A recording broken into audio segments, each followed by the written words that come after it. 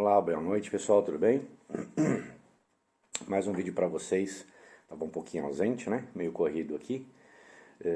Agora na Itália, 10/2, 18 horas e 48 minutos.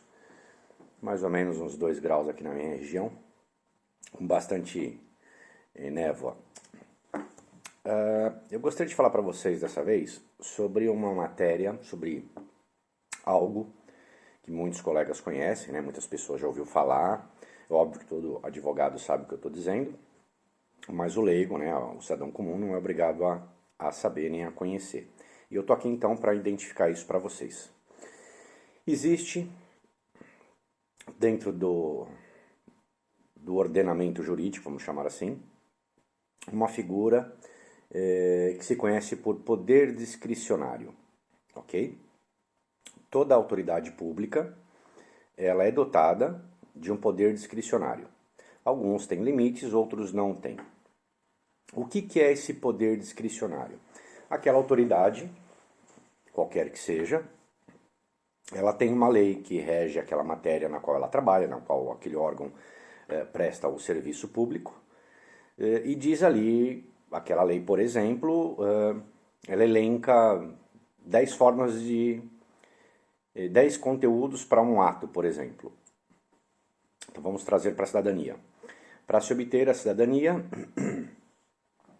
precisa da certidão de nascimento do dante causa, do casamento, do óbito e assim sucessivamente. E ali elenca, exemplo, ok, estamos falando só em exemplo, 10 itens que são necessários, tá certo? Que são condições, são itens que dão condição para o requerimento.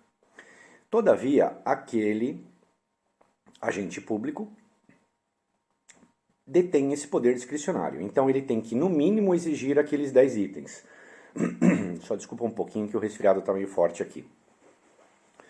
No mínimo aqueles 10 itens. Mas ele pode pedir mais 2, 3, 4, 5, mais 10, que ele entenda ser necessário para concluir aquele serviço. Então ele não está contra a lei ou contrário à lei, ele está aplicando a lei, os 10 itens, porém, como ele é dotado do poder discricionário, ele pode exigir qualquer outra coisa.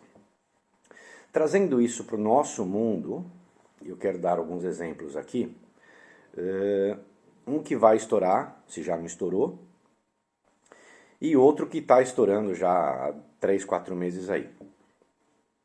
O que acontece?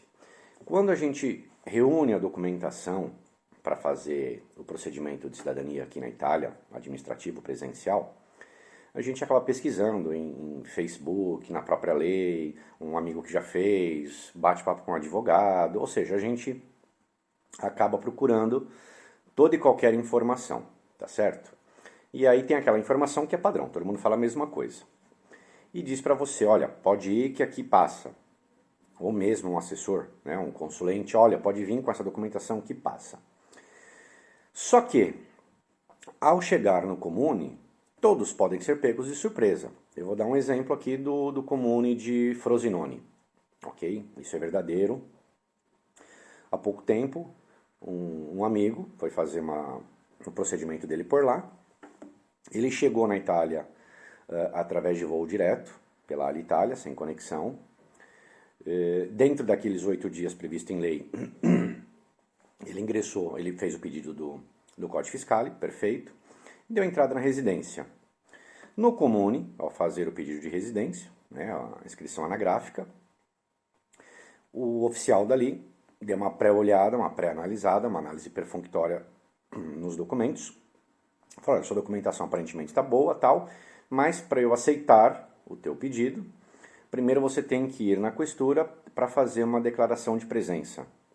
E aí esse meu amigo disse, olha, mas eu não vim por fora, né? Não vim por outro país, pelo espaço Schengen, eu vim direto para a Itália. E a lei diz que se eu venho pela Itália, eu não tenho obrigação de fazer a declaração de presença, né? Eu estaria isento da apresentação da declaração de presença. E a oficial então disse, olha, independente de qualquer coisa, aqui no meu Comune funciona assim, você deve ir até a questura e pedir uma declaração de presença. Me ligou de lá, olha, me aconteceu isso, que eu faço?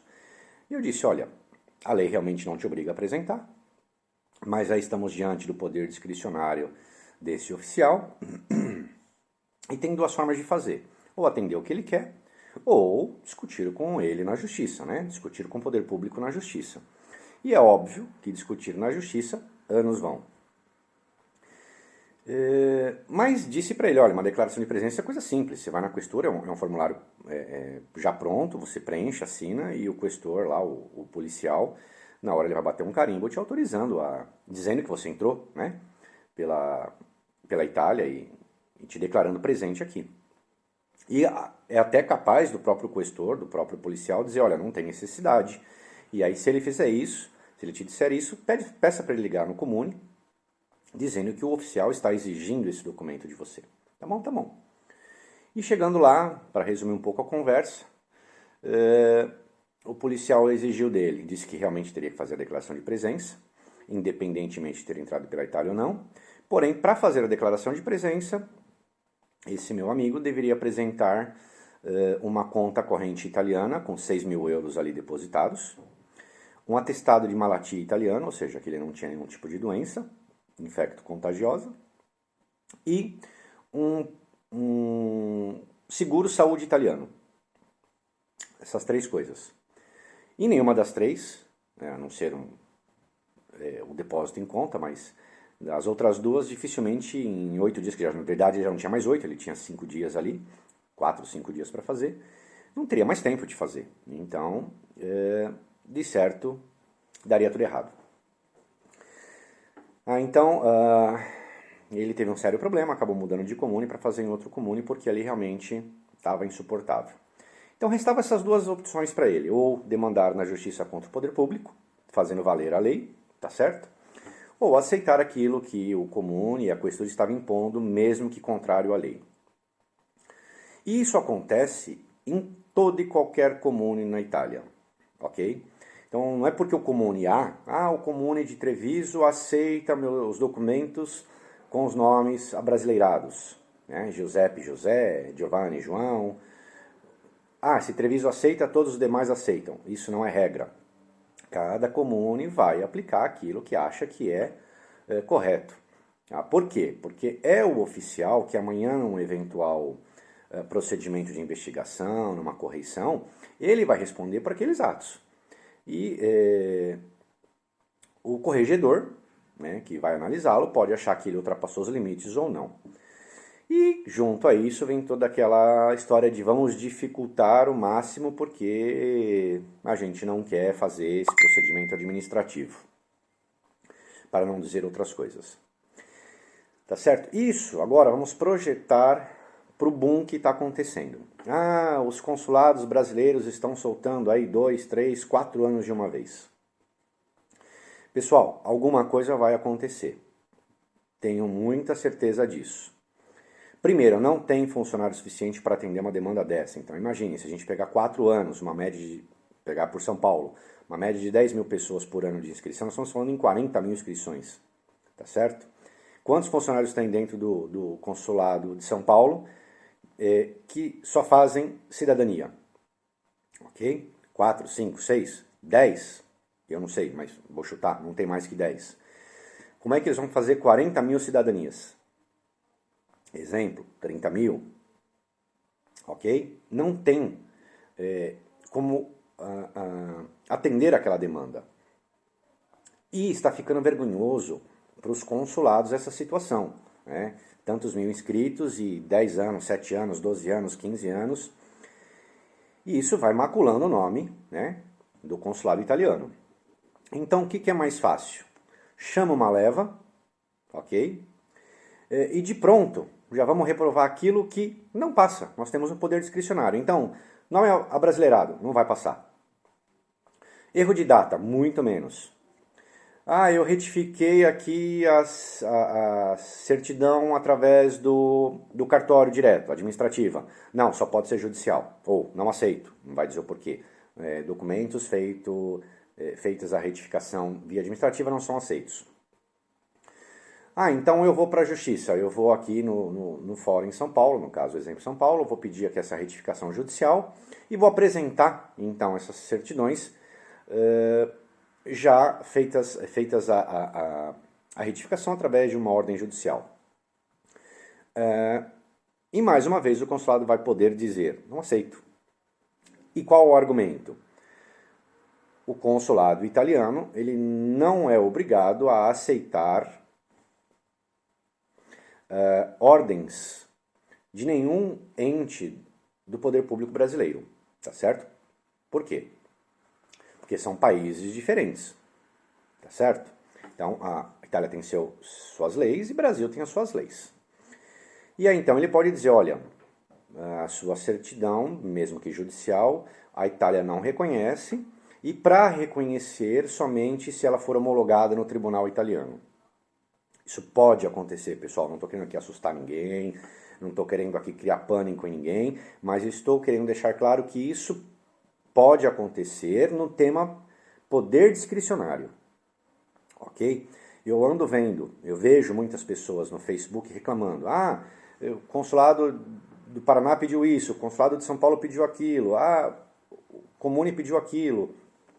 Pode, não pode, muita gente falando pode, não pode, não processa, a lei diz isso, a lei diz aquilo.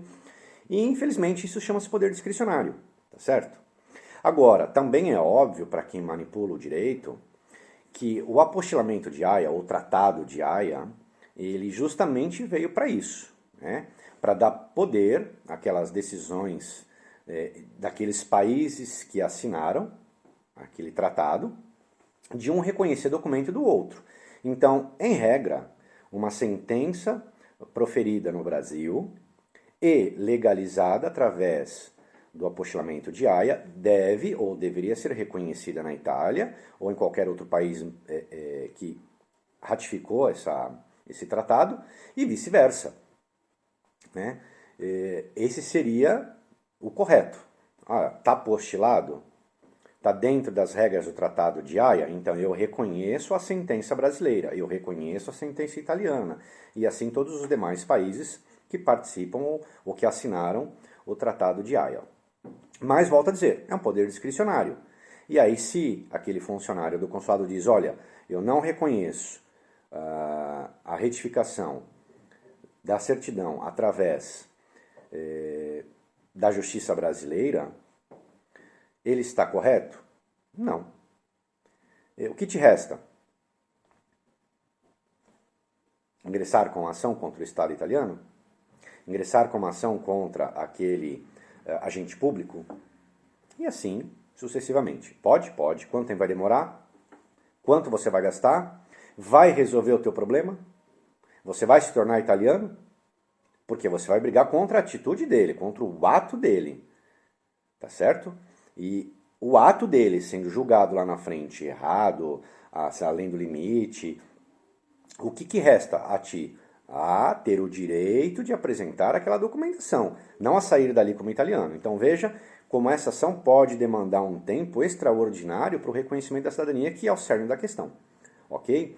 Então, não vamos fugir do foco. Poder discricionário, ele tem tanto no consulado e no presencial. Diferente, é óbvio, se você vem pedir a sua cidadania através da justiça italiana, Tribunal de Roma, porque aqui você traz a sua documentação e um juiz vai analisar aquela documentação e ele vai dar a sentença dele. Ou seja, ele vai pôr termo àquele seu pedido. Uma vez que ele decidiu, não se pode opor, né? Dentro das regras processuais, de recursos da Procuradoria e tudo mais, uma vez transitado em julgado, aquele ato tem que ser transcrito por ordem judicial, né? Por decisão judicial. Então, tomem cuidado, né? Muita gente vai sofrer esse problema agora. Vai ser desesperador, né?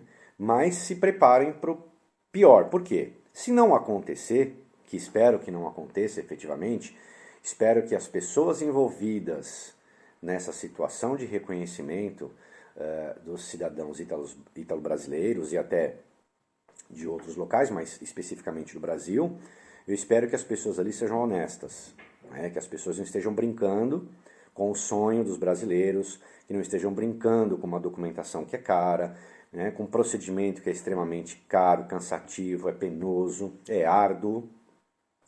Mas, matematicamente, né, eu acredito que isso vai ocorrer. Se em grande escala, não sei, mas vai ser uma espécie de peneira, né? Eu tenho um bolo de 40 mil processos que eu tenho que, né, resolver. Ou eu digo sim para os 40 mil, ou eu digo não. O que eu vou então criar como impeditivo para dizer não? E aí eles vão sentar entre eles lá do consulado e vão decidir, olha, nome brasileirado não, erro de data não, certidões retificadas administrativamente não. Eles vão determinar o que vai passar e o que não vai passar, o que vai ser aceito e o que não vai ser aceito. Porque desses 40 mil, vão sobrar ali 1.000, 2.000, 3.000, não vejo nada muito maior do que isso, se falando de uma base como São Paulo, né? E se trabalhar muito bem 5.000, né? Espero efetivamente, de coração, que isso não aconteça, porque seria brincar demais conosco, né? Brincar demais com o ítalo descendente. Agora, uma coisa que eu também quero deixar bem clara, pessoal, que efetivamente tudo está afunilando no que tange a cidadania italiana. Tudo está afunilando. Né? O Comune hoje, diante de tantas coisas erradas que aconteceram no passado, diante de tantas pessoas que trabalhavam errado, que faziam coisa errada, aqueles Comune, eles foram penalizados. Né? Os requerentes foram penalizados, os consulentes foram penalizados. Porém, os comunes que trabalhavam direitinho estão com medo. Né? Por isso que muito comune, que antigamente aceitava, olha, não, nome abrasileirado para mim não tem problema, você junta a CNN, demonstra para mim, com as datas tudo bonitinho, né, com os nomes bem parecidos, demonstra para mim, eu aceito. Hoje já tem comune dizendo, não, eu não aceito mais nome abrasileirado. Né? Um exemplo que eu vou dar, comune aqui do lado de casa, bem próximo aqui, eu não posso dizer o nome, né, uma questão de lei, mas o comune aqui ao lado não foi a primeira vez e não vai ser a última. Teve um caso que a pessoa se chamava Giuseppe aqui, Domênico, chegou no Brasil, se declarou Domingos. A pessoa então, o descendente, que era filho, hein? Não era neto, não era bisneto, não era tataraneto, era filho do italiano, ok? Foi até o cartório, olha, tá aqui. Ele se chamava Domênico, tá certo? Chegou no Brasil, virou Domingos. Eu estou requerendo minha cidadania na Itália. Retifique, por favor. Só tinha esse erro, não tinha erro de data, não tinha nada. O cartório fez na hora, tá certo? Foi lá, não, isso aqui é normal, tá. O Domingos, na verdade, é o Domênico. Retifica-se, então, esses atos, tá. Imprime-se tudo, emite-se as certidões, tá. Procedimento correto. Depositou no comune. Mulher, a oficiala do comune, chamou o requerente e disse, olha, como que esse oficial brasileiro pode dizer que esse Domingos é esse Domênico? Aí o requerente argumentou, olha, data de nascimento, nome dos pais, nome dos avós, não quer dizer nada. E se ele era gêmeo? E se na verdade ele era Giuseppe Domênico e não só Domingos, ou só Domênico? Ou seja, a oficial aqui do comune criou uma forma de dizer não para o requerente. Olha, não vou fazer sua cidadania. Me prove, tá certo? Que o A é o A e não serve por uma retificação administrativa. Porque eu entendo que um oficial de cartório não tem esse poder. Porque o daqui não tem esse poder. Do Brasil tem. Aí você abre a lei. Não, tá aqui a lei, olha. A lei diz que o oficial do cartório pode... Não reconheço essa lei. Ou você me traz uma decisão judicial, ou eu não faço o teu procedimento. Né? Então isso, pessoal, acontece demais. É de comune para comune, não tem como saber. Tem. Antes de vir, mandar a documentação para o oficial, conversar com ele, ou por e-mail, por telefone, melhor por telefone, mas é caro. Então por e-mail ele faz uma pré-análise e ele vai te dizer, olha, aceito, não aceito, faz assim, faz assado. Pergunte, fora as regras internas do comune, quais são as regras locais. A exemplo daquele que eu falei da questura, tá certo? Que se exige, por exemplo, a declaração de presença. Tente descobrir tudo que aquele comune vai te exigir. Por quê? Às vezes a sua documentação tá boa. O oficial vai te dizer, olha, a sua documentação tá perfeita. Aí você chega aqui, ele fala para você, agora você vai lá na questura e me traz a declaração de presença. E aí o policial te faz uma exigência daquela descabida. E aí como é que você faz? Você já gastou uma fortuna para estar aqui, já gastou uma fortuna no Brasil com a documentação, e não tem o que fazer. Vai pagar aluguel, alguém no Brasil vai ter que arrumar, você vai arrumar. Percebeu, pessoal? Então, não se aventurem. Tá certo? Eu tenho colegas aqui que já estão falando sobre esse tema, não o poder discricionário em si, mas na abordagem vocês vão entender que eles estão falando sobre o poder discricionário. Eles só não dão esse nome, que é um nome técnico, conhecido pela gente, né, conhecido pelos operadores da área. Então, mas vocês já vão perceber vídeos aqui ou ali, acolá, alhures, já comentando sobre esses problemas nos comune e já começando também nos consulados, tá certo? Lembrando, não há o que fazer numa decisão consular de uma negativa, a não ser, né, um processo contra aquele ato coator. Outra coisa, eu estou ouvindo aí e vendo muita gente, monto pasta, porque está todo mundo naquela correria, me chamaram, né? E aí gente vendendo pasta para fazer, para correr, para montar, para retificar, para isso, aquilo, outro. Gente, isso é um comércio, né? Quem tem aptidão vai fazer, vai vender, vai trabalhar direitinho, deve pagar lá o que tem que pagar o governo, as taxas, emolumentos, impostos e tudo mais, a máquina vai girar. Só que amanhã, a hora que der problema, não se pode culpar esta pessoa, tá certo? O papel dessa pessoa é verificar incongruências nas suas certidões, montar a sua pasta. Agora, nem ele, nem você, nem eu e nem ninguém vai dizer que, olha, essa documentação vai passar 100% e eu ponho meu nome embaixo e assino. Volto a dizer, na área administrativa, na área consular e também na área jurídica. Por quê? O que nós, advogados, podemos dizer, olha, a jurisprudência diz que passa desta forma é aceito. Os tribunais estão julgando desta forma. Pode mudar da noite para o dia. Esses dias tinha uma conversa aí da grande naturalização, que aquilo era uma balela sem tamanho, mas que estourou, deu um bom burburinho danado, né? Muita gente se desesperou, muita gente se aproveitou, muita gente chorou. Bom, em suma, o que eu quero mostrar com isso é que qualquer coisa pode mudar em qualquer minuto. Então, o tribunal hoje pensa assim. Ele pode mudar, Jimmy, amanhã? Pode. Completamente? Sim, pode mudar. Você não muda de opinião? Eu mudo de opinião. Então, eu, você, ele, todos nós que somos juízes ali, que cuidamos dessa matéria, podemos amanhã mudar de opinião e fazer um novo entendimento. Tá certo? Possibilidade. Não estou dizendo que isso vai acontecer, pessoal. Estou dizendo que isso é uma possibilidade. O que eu tenho certeza que vai acontecer é essa desgrama do poder discricionário, tá certo? Ser usado contra nós, ítalo-descendentes, como uma forma de peneirar a quantidade de pessoas que estão nas filas, né? Imagina para um cônsul, olha, você tem 70 mil pessoas na fila aí de São Paulo, não anda, tem 12 anos aí de espera, tá ficando feio, tá certo? O ministro está pegando no pé dele, a população está pegando no pé dele. Ele tem que achar uma solução, né? E, diante da solução, às vezes, que ele dá, vem as famosas aproveitadores, né? Prenota for you, prenota para mim, prenota para você, prenota para todo mundo, né? E sempre vai estar ligado a qualquer coisa, não é só cidadania, não. Qualquer coisa que se invente, que se coloque uma legislação, sempre vai ter alguém, uma empresa, um louco, uma pessoa que saiba fazer de uma forma mais rápida. Se aquilo é lícito, ilícito, ilegal, imoral, é uma outra situação. Não estou dizendo sobre isso agora. Estou dizendo que, por mais que um cônsul traga uma solução, né, ele não tem condição de atender a demanda. Ok? Então lembre-se dessa palavrinha, pessoal. Poder discricionário.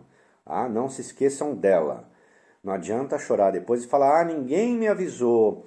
Nossa, mas eu vim para a Itália, que eu vejo isso todo dia. Todo dia. Gente, eu vim para a Itália aqui e eu mandei a documentação antes para o oficial por e-mail, ele falou que estava tudo bem, chegou aqui, ele me exigiu tantas outras coisas, e agora eu não tenho emprego, agora eu não tenho dinheiro para voltar, agora eu não tenho mais como gastar, o pouco dinheiro que sobrou eu tenho que fazer outra coisa, eu tenho que me manter, né, nesse prazo.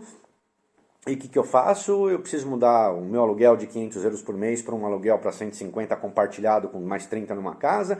Vira uma loucura, vira uma loucura. Tá? Então não digam que, olha, eu não fui avisado. Lembre-se, todo, inclusive no Brasil, em qualquer país, tá certo? Todo agente público é dotado do poder discricionário. Tá? Então se alguém falar para vocês assim, aqui comigo é sempre 100% isso, não é, pode ser naquele instante. Ok? Exemplo, um oficial do Comune Y, que aceita isso, pode aposentar. E o que entra vai dizer, não, isso tudo aqui eu não aceito. Comigo, o angu é outro. Né? Falando português bem claro, comigo o angu é outro. O que o meu colega antes de mim fazia, eu não aceito. De hoje em diante muda isso daqui. E às vezes pega o cliente no contrapé. Por quê? Porque hoje você marca de vir para cá, você compra uma passagem 3, 4 meses antes, aluga uma casa 2, 3 meses antes, se prepara para vir para cá.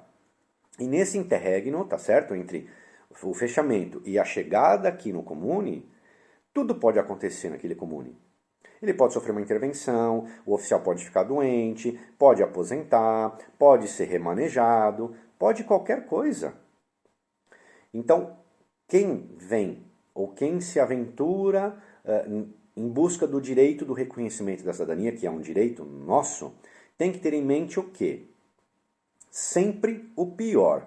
Não imaginem que é fácil, como a gente vê por aí. Ah, não! Você passa a mão no telefone, ou entra no site lá, imobiliaria.it, aluga um imóvel, chega lá, você faz isso, por 40 dias, 50 dias, você já está com a vida resolvida.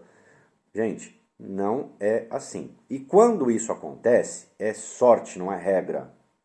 É sorte. Tá certo? Ou seja, é exceção.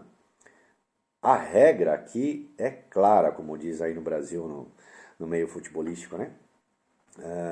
Tudo aqui tem prazo para se fazer. Tudo, tá certo? Tudo tem um meio, uma forma, um modo. E ele pode ser pior ou melhor, de acordo com a cabeça daquele oficial que é detentor do quê? Do poder discricionário. Tá certo? Ele pega a lei e fala, bom, vou dar um exemplo. Ninguém é obrigado a mostrar o óbito do Dante Causa. Ok? Tá na lei isso daí. Você vai para a justiça italiana aqui, tira o óbito. Chega aqui no comune, eles querem. Entende? Exemplo, se o pai não foi casado lá, um dos ascendentes não foi casado, mas foi ele que reconheceu o filho, em regra não precisa, quer dizer, não tem como você apresentar certidão de casamento, mas em regra o que vale é a certidão de nascimento daquele filho declarado como filho legítimo. Correto? Sim. Tem comune que não aceita. Vai dizer, não, eu quero, infelizmente, eu quero a certidão de casamento. Ah, mas não tem, não casou. Ah, você procura um advogado, faça uma certidão tardia e aí você vai se enrolando cada vez mais. E quanto mais se mexe na documentação, pior é amanhã para arrumar. Tá bom, pessoal? Ficou meio longo, 28 minutos, mas não esqueçam disso, poder discricionário.